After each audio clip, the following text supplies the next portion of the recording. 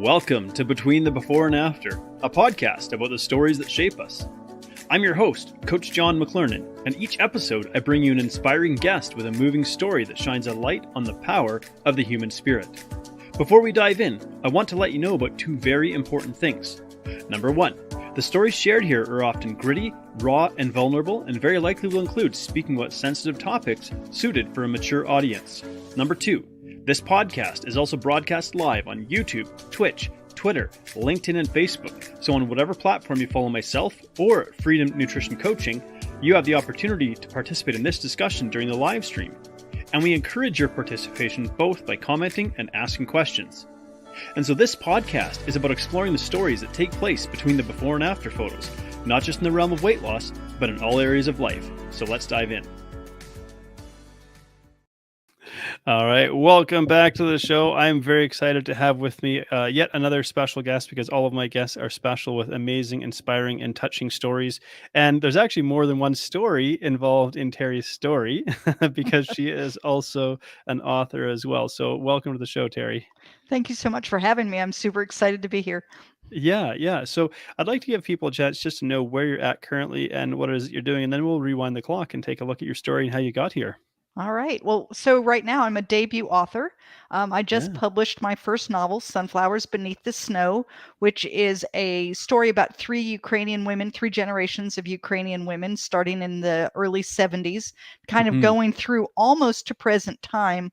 And then what's crazy is I released the book in January, about 3 weeks before the current Ukrainian crisis. So I've had quite a few people ask me, like, how did you know? And it was like, oh, if I only had that kind of ability. Right. Yes. Do you, and I'm curious what inspired Ukraine. Do you have Ukrainian heritage yourself? Is that what? No, what's interesting is we have a family friend who, a young girl who knew my girls growing up. Okay. She came to the United States in 2013, came back in 2014, and was unable to go back home because of the Ukrainian crisis then, when Russia invaded the Crimean Peninsula.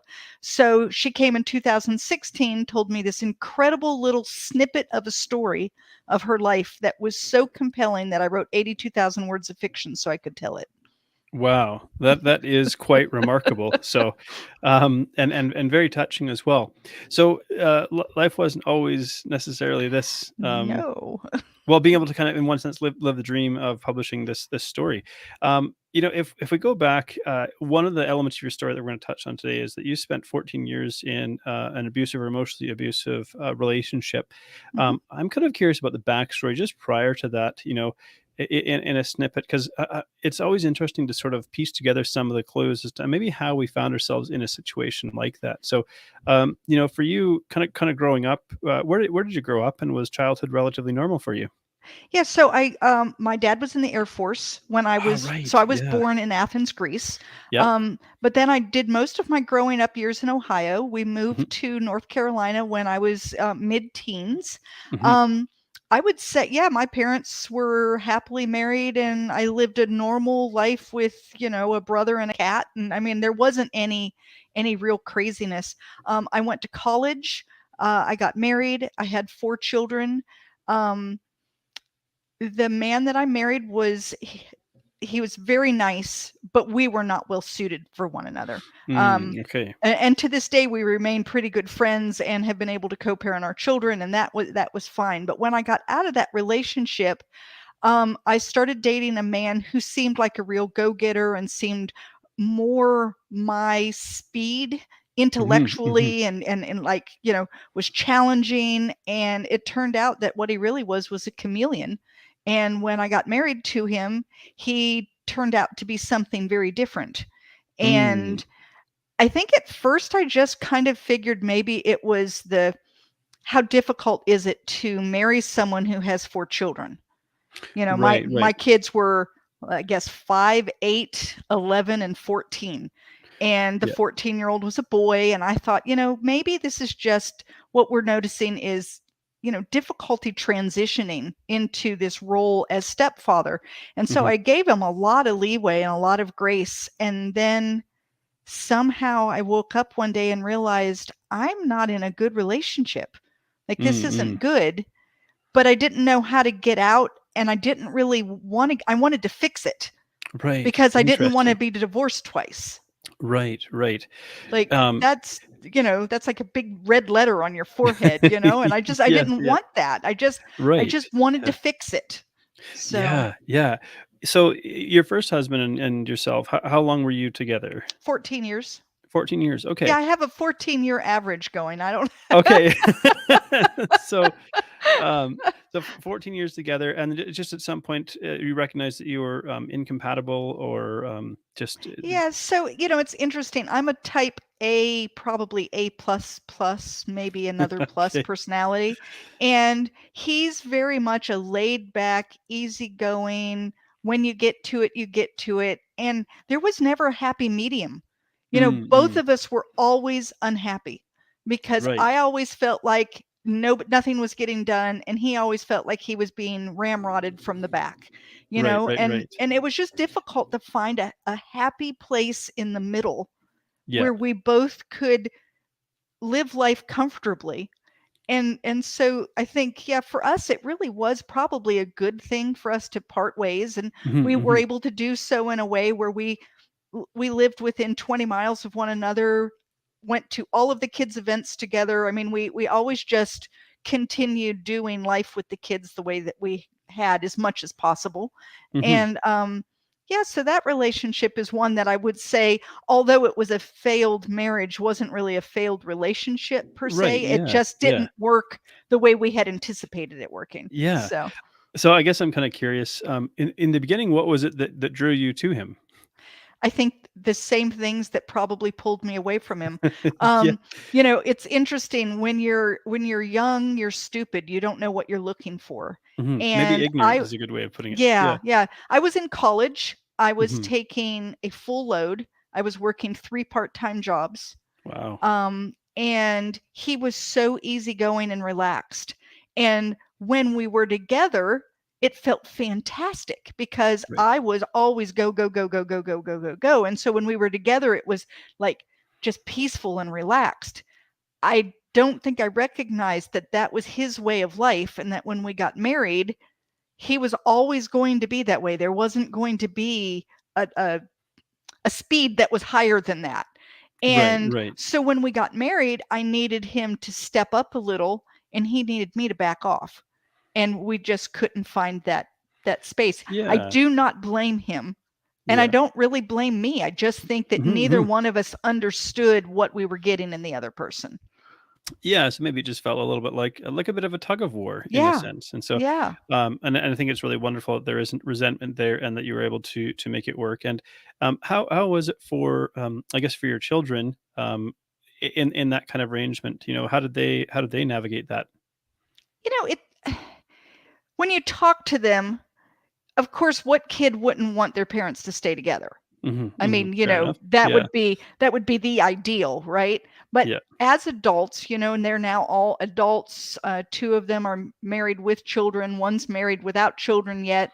Hmm. They look back and they say, it's very obvious to us why you and dad couldn't make it together. Right. So Right. they see it now, like it was Yeah. very Yeah. apparent.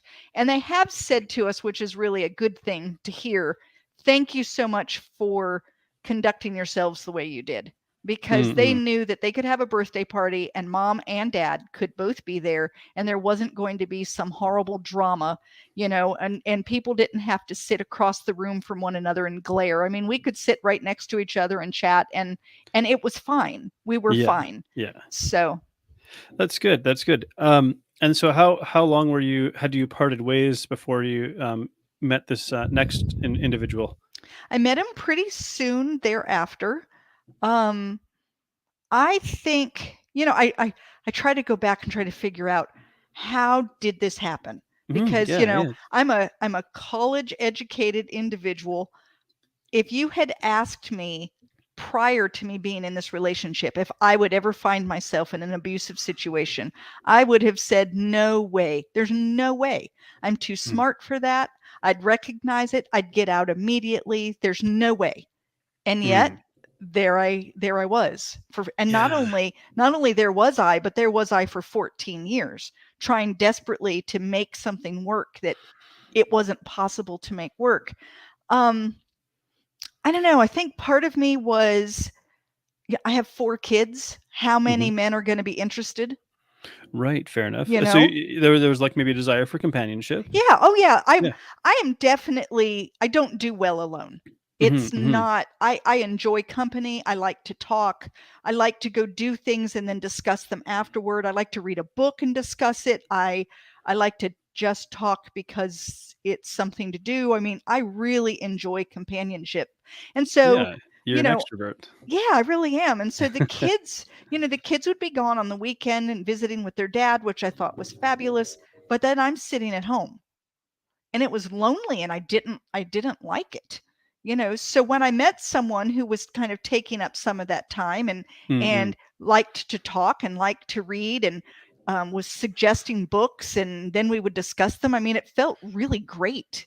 Right, yeah, someone Yeah. who was charismatic, who was kind of being able to maybe match your energy and Yep. whatnot, and Yep. yeah, yeah. So And then yeah, and it's interesting because I mean, I was in a business relationship for about 3 years that was emotionally manipulative that ended up costing me my life savings, and so, while it's a totally different sort of scenario in one sense, it was somebody who I thought was, like, one of my closest friends and most trusted friends, and that, because it's natural to look back and reflect and think, like, what happened? yeah, Yeah. how did I not see that? Because once you see it, you go, "Oh, there was really some obvious signs," but I think Hmm. we don't go into relationships looking for signs that this person might be maybe like a narcissist, for example, Right. and I try not to use that term lightly because I do feel like it gets thrown around way too much, way too lightly, but, like, there are people who fit the clinical, clinical parameters, I guess Yeah. you'd say? Yeah. Of actually someone who is a narcissist, so someone who is basically a pathological liar, and very controlling and using emotions to manipulate. And so, would do you think he would fit into that category? I think that if he doesn't, he's close. Mhm, mhm. I think that he may have borderline personality disorder, quite frankly. I'm not a psychologist, so, this is just backseat Conjecture, psychology, but yeah, yeah, yeah. yeah. Backseat psychology, yeah, yeah. But I mean, we're all in one sense, I guess, students of human behaviors to some degree, and we try to kind of make sense of it. And of course, in the age of the internet, we can look at, okay, well, there were these patterns or these patterns Right. here. So, interesting observation. Because I mean, you said to him that you discovered that he was a bit of a chameleon. There was more than one person there almost, and so.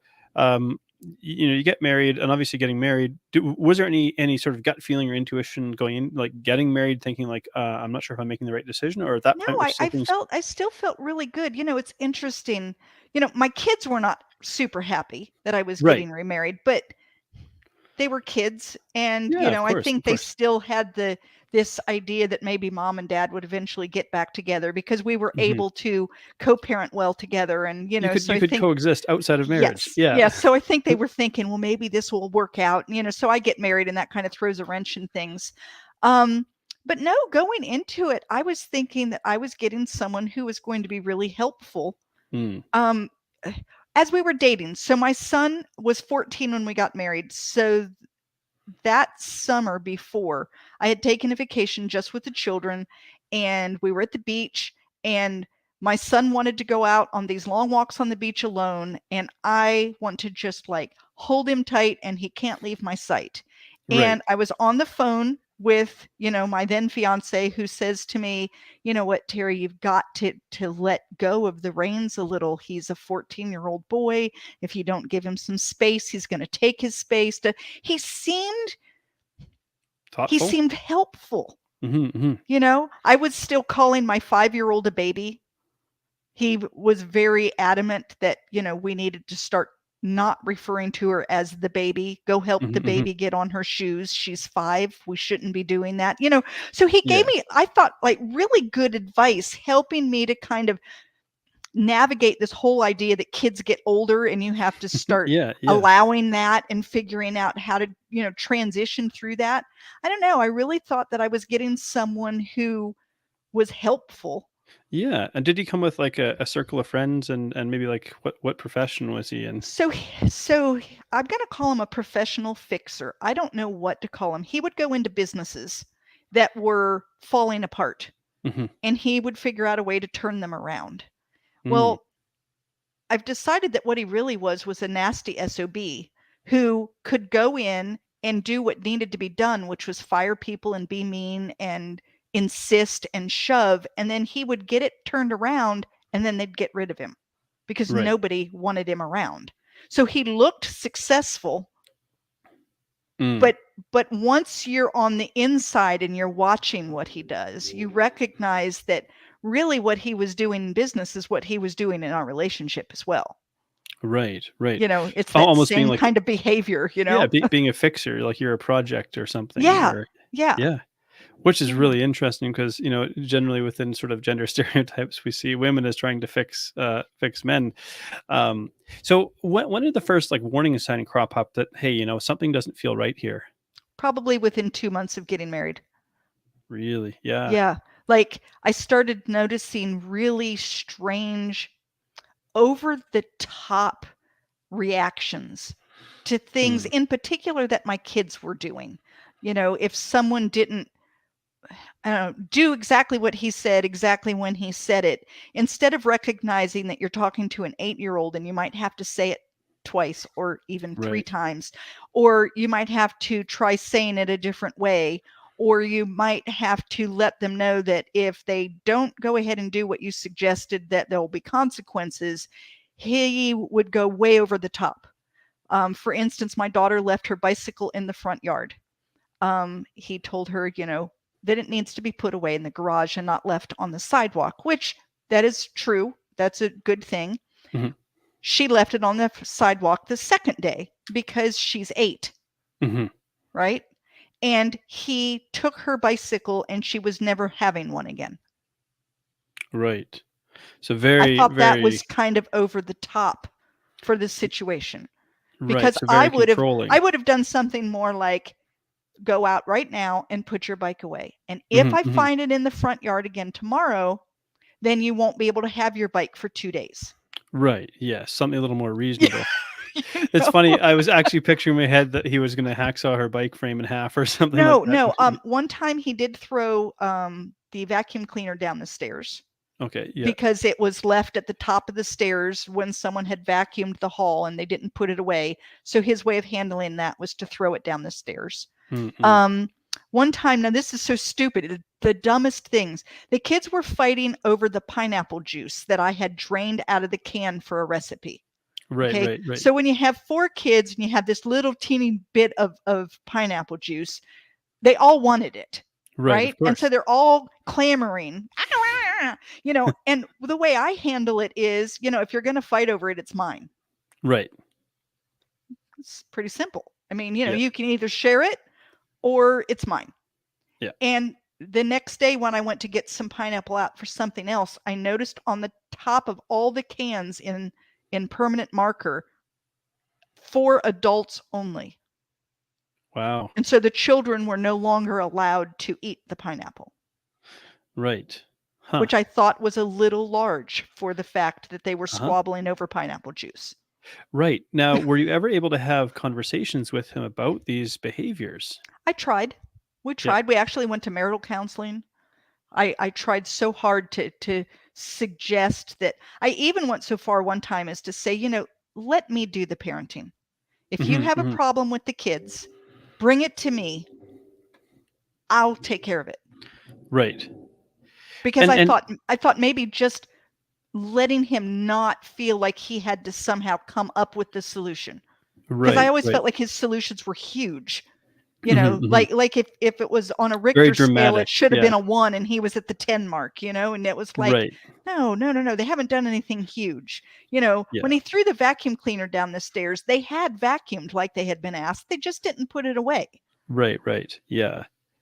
So, and during this time, were there still some happy or good moments? Oh yeah. And I think that's what keeps people hanging on in an abusive relationship of any kind. If it was always bad, 100% of the time, I think you would figure out, I need to get out of this. Right. But there were still good things. He was still funny. He still was very intellectually challenging. So yeah, there were those good moments interspersed in between, and they were just enough to make you think, that's what I want. How can I get that? Right. Right. Yeah, isn't it so fascinating, to think about this upon reflection, right? We look back in hindsight and so on. Um, and I think, and maybe you do this as well. I'm like a really big fan of just looking compassionately on our past self, and because we now are able to look back with hindsight and maybe a level of clarity and understanding we just didn't have in that situation. Well, I tell my kids that I was doing the best I could given the situation that I was in. Yeah. And if I had known then everything I know now, if I had been able to step out and look back, maybe I could have made different choices. Mm-mm. Maybe I would have made different choices, but you can't play that game. Yeah. The truth is that I stayed and I had my reasons. Yeah. And although they're flawed, that's what was in my head. And that's, then it really got to the point. It's interesting, I tried and I tried and I tried and I tried to fix this relationship. And of course, it's not fixable. This Mhm. relationship was doomed from the beginning because only one of us wanted to fix it. And so Right. you can't fix a relationship by yourself, Right. And then the longer it went on, the less sure I was that I was even worth anything. Like, it got to Mm. me. In the Yeah. beginning, Yeah. I wanted to fix it. Right. We Right. were going to make this work. By the end, I stayed mostly because I had no idea what I would do if I left. Right. Yeah. Fascinating, isn't it, Yeah, to you think about get that? to a point where, I was having trouble going to the grocery store and deciding which brand of peanut butter to buy. I just didn't know what to do. Right. So you'd sort of fall, I guess, fallen into the grips of someone who was very emotionally Yeah, controlling and manipulative, yeah, and knew enough to, you know, I mean, in the world of narcissism, there's like what we call like love bombing, which is just doing enough to give you a sense of hope so you don't let go, right, then reverting back to the real self, which is the controlling, manipulative, um, exactly. and often done in a way that, like, we think about manipulators, but it's like it's often done in a way that's concealed, like it's very deceptive, very carefully concealed. And occasionally there's like the outbursts. Did you have any like major blow ups like with him, or was it always more subtle? It was very subtle at first, super, super subtle. About 2 years before I left him, I started seeing my own therapist. And I Mhm, mhm. started seeing a therapist because I thought I had anger issues, because I felt Mm, angry all the time. And right. as it turns out, I was feeling angry because I was controlled and I didn't know what to do because I didn't believe in myself. It was a horrible Mm, thing. mm. But as I started working with her, and she did such a great job, because really she should have said, leave him now. But she knew that if she said that, that I would quit going to her, Yeah. Isn't it? It's because fascinating. I Yes. couldn't hear it, you Right. know. Yeah. Yeah. And so instead, what she did was she said, look at all of these areas of life, and you're putting all of your energy into a marriage. How long have you been trying to fix this marriage?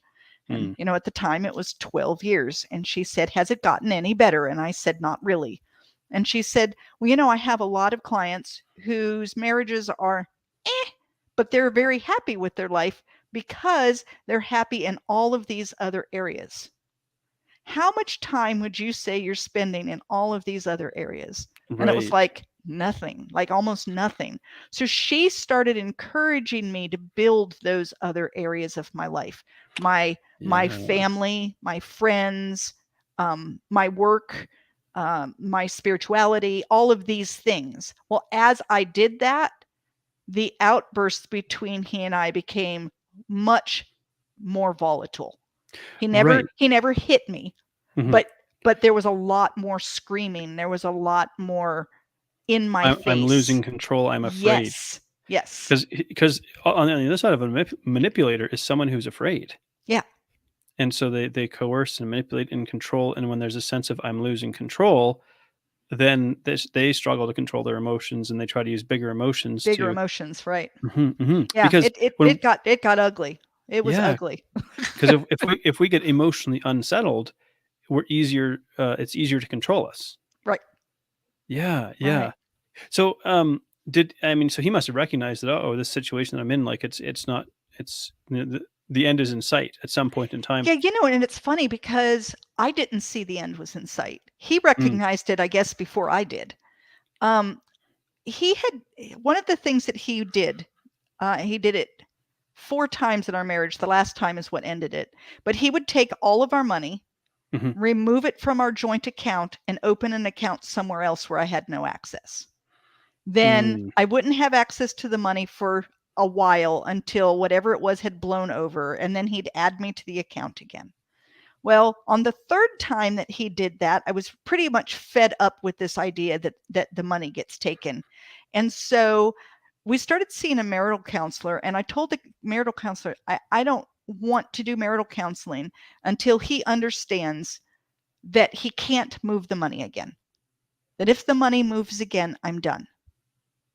And it took weeks before he would agree that was an acceptable, acceptable thing from me. And it was the only real line in the sand that I had. Everything else was, we're going to work on this. We're going to work on this. The only thing I asked was, don't move the money. Right. And was he, were you working at the same time, or was he the primary breadwinner? What was that So we were both working. Okay.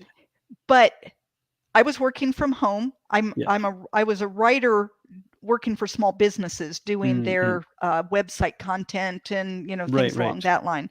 And so I would say that the money was maybe a little more him than me, but mostly 50-50. I mean, and we had always kept a joint account, and we had joint credit cards. And I mean, so there wasn't, but he would then take it, and then he would like cancel all the joint cards, and I would be left with nothing. And it, of course it was his way of controlling. This is how can you control someone? Well, if you've got all the money, and I've been willingly putting my money into the joint account. It's not like I had my own account, and so, he, and I just said, you can't do this anymore. You can say things in anger and regret it later, but you don't move money in a fit of anger. It takes planning.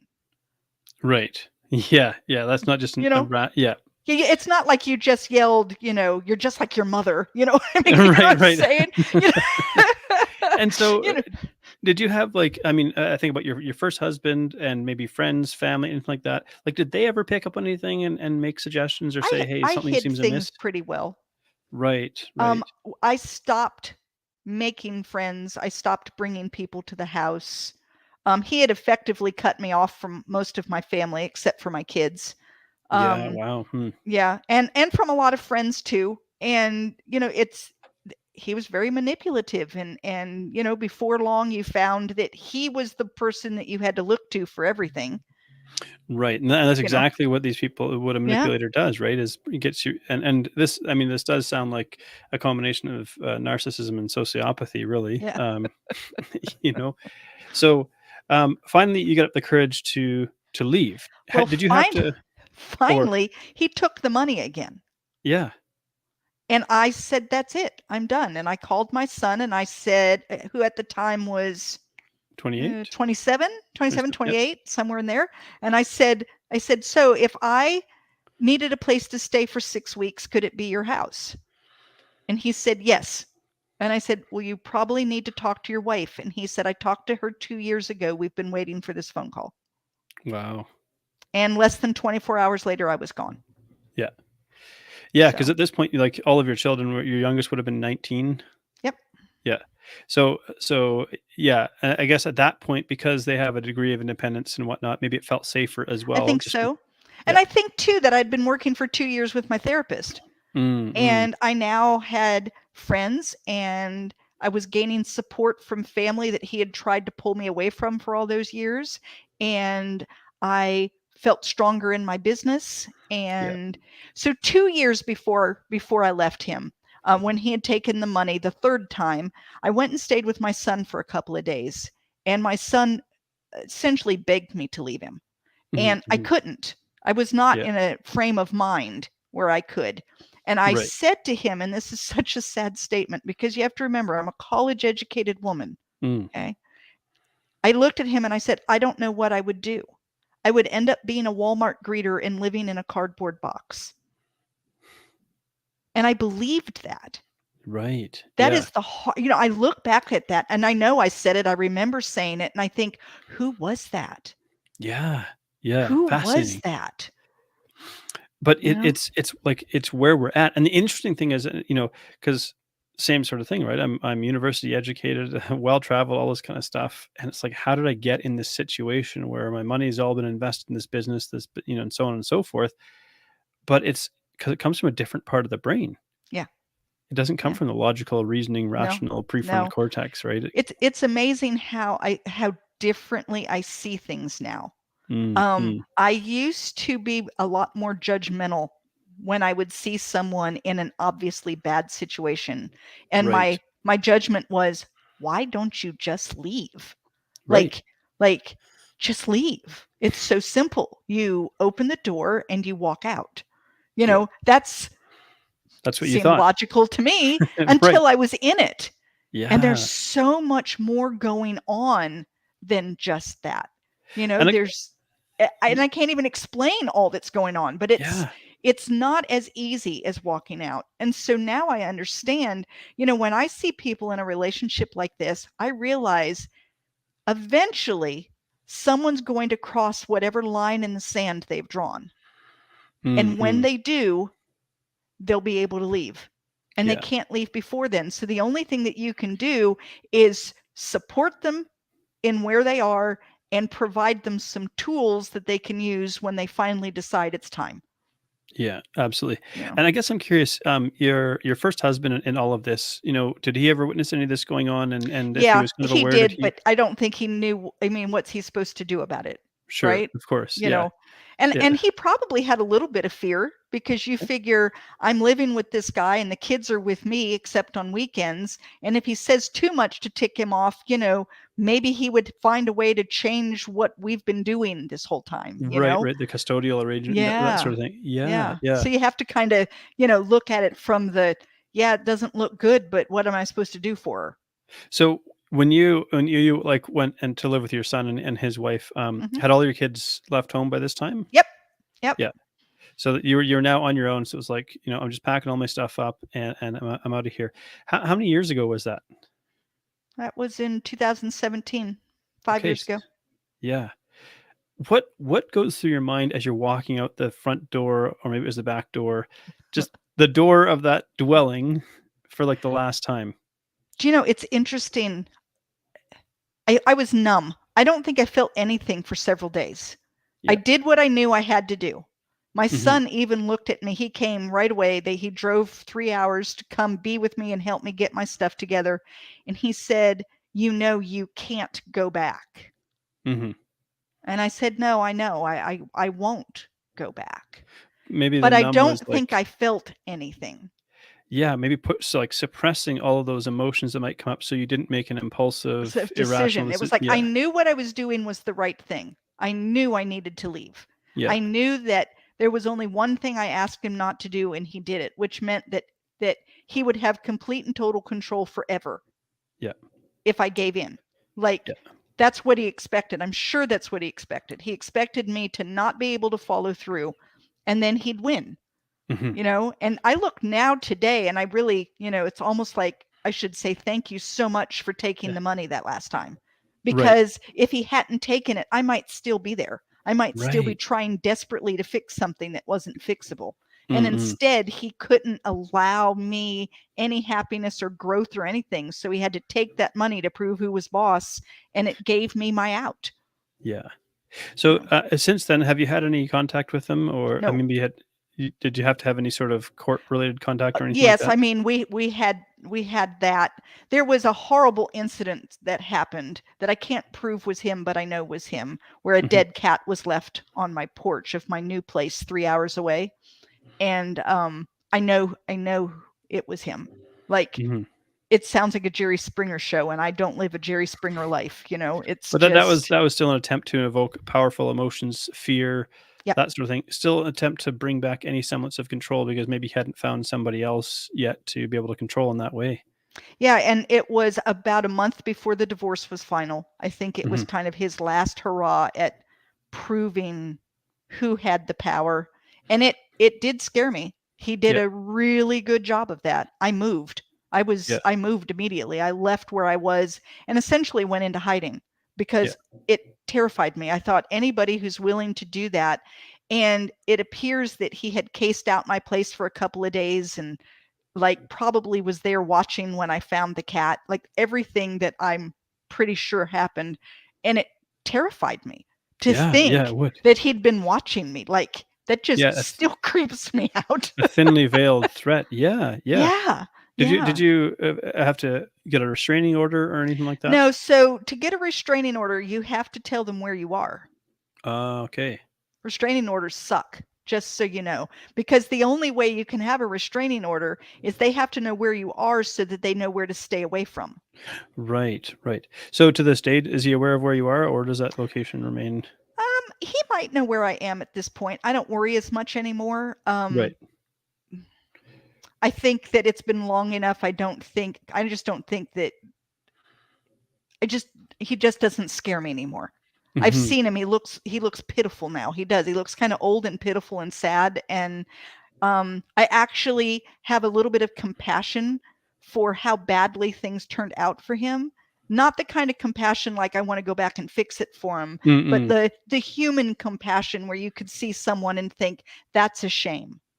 That's a scared little person who did Yeah, everything they could, yeah, and never, could never get past that. yeah, And yeah, so your current husband who you met, what yeah. year did you meet him? So I met him a year later, Yeah. had no intention of ever Hmm. marrying again, right? Yeah. I've already had 2 failed marriages. No way. No, I'm not getting married Yeah. again. In fact, I'm never having another relationship, and I'm just going to be a sad, lonely woman, and I'm going to live my life through my grandchildren. I mean, that was Right. kind of what I had decided. And so I had started doing a lot of things alone. I love going to theater, live theater. And so I was going to live theater and hating it because I had no one to discuss it with when I was on my way Right. home. But I was doing it because by gosh, I'm going to make this work. And I met my husband, Bruce, Yeah. and I told him right away, you're obviously looking for something permanent and I am not. Yeah. And so move along. Yeah. That didn't work. And so then I told him, I'm like full on crazy. I have Yeah. all kinds of demons in my head. You should move along. And that didn't work. And then I told him, I said, I don't have what it takes to get hurt again. And you're going to end up leaving. And if you leave right now, you're a half gallon of chocolate ice cream and a good cry. So just go now Right. before it turns into something that, and that didn't work either. And then lo and behold, we're now married. Yeah. And And then happily. I think I yeah. figured it out. I think I got it. Yeah, yeah. And in 2020 you cycled across the United States with him on Yes, a on a tandem bike. tandem bicycle. Yeah, Wow. and so people call a tandem bicycle a divorce machine. Yeah. Because So if you can survive that. that's what they said. If you can survive on a tandem bicycle, then your marriage is solid. Yeah. Because in order to ride on a tandem, you really, really have to work together. And he was the captain, which meant Yeah. that I had to put complete and total trust in him. Yeah. He steers and he brakes, Yeah. right? I'm on a bike that he's in control of. Yeah. You just Most provide people some extra don't like power. that. Yeah. Yeah. Yeah. And my kids were flabbergasted. They could not believe that I could do that. And I said, it's funny. I did trust him. He's an excellent cyclist. He's been cycling for years. I hadn't been on a bicycle in 40 years. I certainly didn't want to be the one in the front. Right, I right. mean, Yeah. I don't know what I'm doing, right? So yeah, we rode all the way across the United States, 3,102 miles. Wow. Raised money for Toys for Tots, which was really exciting. We did that more as an afterthought. Bruce has wanted to ride across the United States since 1976. A group of college kids went, and it was written up in probably Yeah. Sports Illustrated or something, and he loved the idea and really wanted to do it. And I had been in this horrible relationship and just really wanted some kind of big adventure. Right. Something big and bold, the kind of thing that my kids would say, there's no way you can do that. Right. Yeah. And they all did. It was perfect. They did just what I needed. Now, was this ride documented in some way? Oh, yeah. So I wrote a blog the entire way across. It's called Okay. Double Butted Adventures. double butted, like as in, two Yes, butts, two butts, double 4 butt butted. cheeks. Yep, yep, double butted adventures. And I kept a blog post every day that we rode, as well as probably twice a month or so prior to going, with all of the lead up to getting yourself prepared for such a Right. ride. So, Because how long did the ride take? it was 72 riding days. We Okay. were gone for a little over 3 months because you can't just ride it straight. You have to Of take course. You have to take some breaks. rest Yeah, days and whatnot. yeah. Yeah, yeah. And I'm glad you got the blog because I'd love to explore that story too, but I think that's like a whole nother episode just about that journey. So I might have to bring you back for that Oh, I one. would love to. I learned so much about Yeah. life on that trip. I'm actually writing Mm, an inspirational book right now based on what I learned riding across the United States. That, amazing. yeah, it has a lot of stories about cycling, but it is not a cycling story.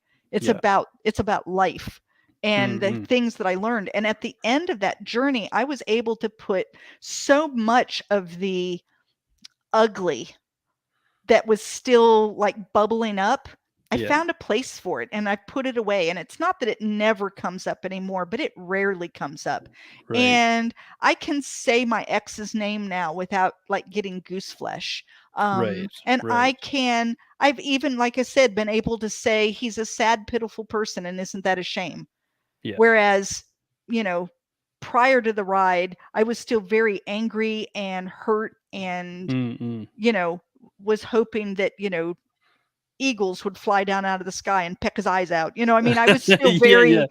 Wanting vengeance. Yeah. yeah, I was still very mad From so much that had been taken from you in that yes, time, yes. And I was able to kind of put a lot of that to rest. I found myself again. Mm. I believed in myself. At the end of that ride, if you can ride 3,102 miles on a tandem bicycle when you're a desk jockey like I am, you Yeah. realize that you can do whatever you put your mind to, Yeah. which is Yeah. how I ended up writing my book. So I had Amazing. already written it, but I was afraid to show it to anyone. And Right. I came back and I got it to a publisher, and here we are. Yeah. So, Yeah. yeah. And what was the name of your book again? Sunflowers Beneath the Snow. I was going to say Sunflowers Under the Snow, not quite. Sunflowers Beneath the Snow. Beneath the Snow, yeah. Which is amazing that you managed to write that. And just kind of one last detail I wanted to touch on, because we were supposed to record maybe a month or two earlier, and you got some really, really difficult news, and we had to postpone this. I did. And so, what was that news that you received? So on June 13th, we thought that my husband was having a stroke because his face kind of went slack. He was having trouble verbalizing. Within 5 minutes, he seemed to be better, but we had already called EMS, and they felt that it was prudent to take him onto the hospital, run a few tests. They thought maybe it was just a TIA. And so we were breathing easy, good. This was a transient thing. We'll go see the doc and make sure everything's fine. But one of the tests that they did was an MRI, and what they found was a mass in his brain in the frontal lobe, in the left frontal lobe, right near what's called the Broca area, which is for speech. Okay. And what he had experienced was a seizure, and that seizure was because the mass was pressing where it shouldn't be pressing. So on July the 8th, he had an awake craniotomy, which is so they put him to sleep to do the cutting, and then they woke him up and did all the probing while he talked, so that they could make sure that they didn't take his voice. Isn't that fascinating? Yeah, it is very fascinating. And he remembers all of it.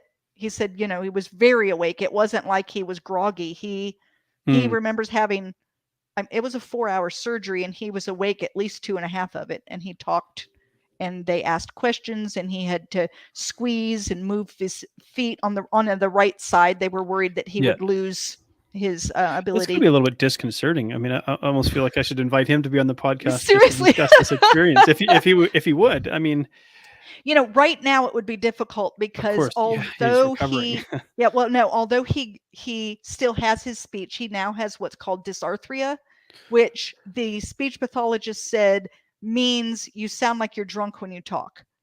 So he's a little thick. a little Right, thick right, tongued, right. so it's a little more talk like this. So it's a little hard right now. But Fair enough. he's in speech therapy, and they've said that because he has all of the sounds, Mhm, they didn't take those. It's just a matter of retraining. mhm, mhm, And they think and building new that neural connections, yeah. yes, yeah. And so, Which that's so but fascinating because unfortunately, the it came back. prognosis? Yeah. They did they looked at the tumor, figured out what it was, and it is a grade 4 glioblastoma, Okay. and that's not a good diagnosis. Of the diagnoses that you could have, it is probably the worst one that we could have had, Right. because according to statistics, uh, 80% of people die within 18 months of learning they have this. Mhm. So that's not good statistics, you know. Yeah. So he'll be starting chemotherapy and radiation probably on Tuesday, Yeah. and he'll have that for 6 weeks, and then he'll start on a chemotherapy treatment 5 days on, 23 days off for 12 rounds Mhm. with MRIs every 8 weeks, and if they see any kind of regrowth, then they change course and try something far more drastic and probably a little more experimental. Mm-mm. So, yeah, it's been a crazy turn of events. No kidding. And I just think it's quite something to be navigating that, and people maybe who wouldn't understand yet what was happening with him would listen to him and maybe not understand, but it must feel like that he's a little bit trapped in a sense. Like, I'm still here, I'm still all here, but I'm not able to communicate the way that I would like. That I'm for so many years accustomed to communicating, and And really, he's an extremely intelligent man who yeah. loves to talk and debate, and it has hampered that. We were at a restaurant today getting lunch, Mm, and when he went to order, the waitress kind of looked concerned and looked at me, and he just looked at me and did like this, in other words, you do it. right. He just didn't have what it took to try to Yeah. explain to her, I'm not stupid, you know, I Right. I'm all here. I'm 100%. My IQ is what it's always been. I just can't get my words out. If you'll lean a little closer and give me a little time, I can get it all out. But people are a little impatient, and they Mm-mm. hear someone who's talking like that and make one of two assumptions: that he is drunk, Mhm. or that he obviously has some kind of Like mental cognitive deficit. Yeah. right. Yes. Yeah. Yeah. So So, and that's really difficult, and for you to navigate that as well. And how old is he? so he's 71, Yeah. Okay. So and so he yeah. was 69 when you Yeah. wow. Yeah. Wow. Okay. He's So 12 years older than I am. yes, yeah. And so yeah, I don't know, we fit perfectly though. I mean, it's like e- everything I tease him. I said I could have never met him younger because I can hardly keep up with him now. So Yeah, yeah. Yeah, that's something, and, just as you wind down, maybe one last reflective question, because I, of course, would love to spend more time exploring this, but we're running short on time, but just okay. as you reflect on maybe the reality of the situation, and that you have a finite amount of time, and maybe we all understand that we have a finite amount of time with the people that we love, but you now have kind of a potential timeline that you're facing that is shorter than, how do you navigate that? I'm still figuring that out. You Mhm. know, pretty much it's one day at a time, and sometimes it's 1 hour at a time. Mm, And mm, my goal is to try to figure out those things that are the most important and mm, do those and focus on those. And if I have the option of doing something else or spending time with my husband, I'm going to pick spend time with my husband, yeah, because the truth is I don't know how much of that I have left.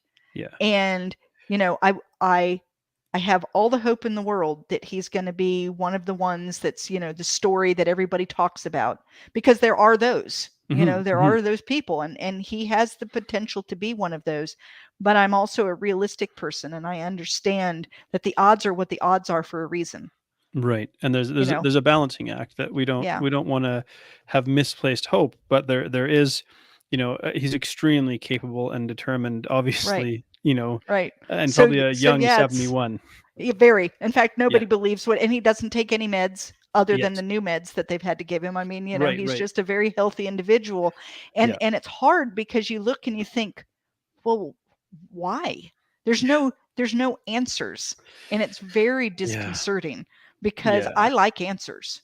Yeah, we all. We all. I like a why. Explain to me why so that I, can avoid it next time or something. And there Yeah. isn't an answer. It's just because. Yeah. Which It's sucks. life is actually, I think, the ultimate arbiter of impartiality. We say that life isn't fair, but I say life is actually fair because it is the ultimate arbiter of impartiality. Good, bad, doesn't matter, Yep. and pardon me, that's like another journey of growth to go on. And so, really, I want to say, Teri, it's been such a pleasure chatting with you. You're genuinely a ray of sunshine, even through all that you have endured and what you have sort of ahead of you that you're facing, to still be the ray of sunshine that you are. Like, it's really, truly been a pleasure to chat with you. Thank you.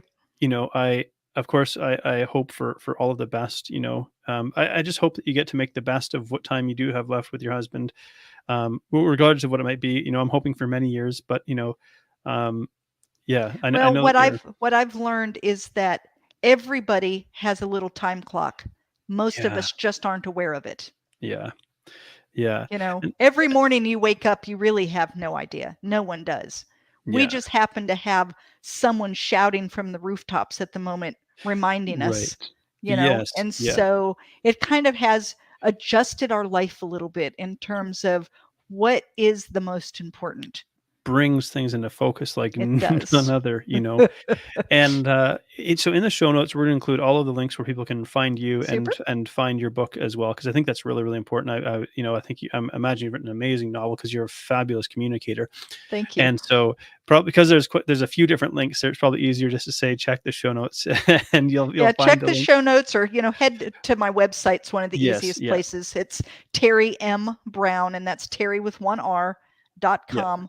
And there you can hook up with me on all of my social media, and you can find the book. You can find the book on Amazon, awesome. Yada, yada, yada. So yeah. Well, if you were, man, you've had like such a life. I think if you were to offer just one nugget of wisdom, I know it might be hard to condense it, but one nugget of wisdom for people to take away from a conversation like this one, what might it be?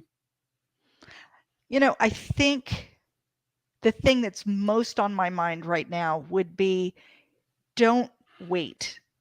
Don't wait. If there's something that you want to do, or something you want to get out of or get rid of or move on from or move on to, don't wait, because wasting your time. I look at those 14 years, and yes, I grew, and it wasn't a complete waste. And yeah, I understand all of that, but there was a lot of wasted time and effort that could have been spent so much better.